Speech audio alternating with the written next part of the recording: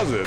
Yeah, I'm Chuck from Mopar 808, president of Mopar 808. This is my car over here. I put a 4-inch air intake, had it computerized at the police station, so it's a pursuit vehicle. It's only a V6, pretty powerful for a V6. I got a catch can on it, which they didn't even make for V6s until a year ago. I put covers on it. I made my own homemade hood stand, homemade covers and stuff, and that's basically about it. Everything else is stock, but it's got power for a V6. I drive it to work every day. It gets a bath every Saturday. What's up, people? It's a 1972 Chevy Nova, full speed, 350 motor, full speed is M21 Trent. I got a Camaro rear end on top with lockers inside, stock gearing, and this car is built, I mean really built. The car has a good sound in it, and I just love it.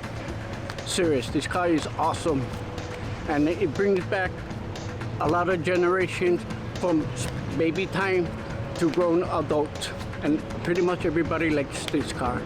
Thank you, aloha, God bless. Hi. Yeah, I have a 1976 AMC Pacer, and I have it for about 4 years now. This car came from San Diego Automotive Museum.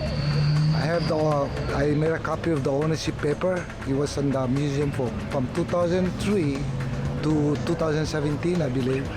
Car is all original except the exhaust. I changed the exhaust and the brake system.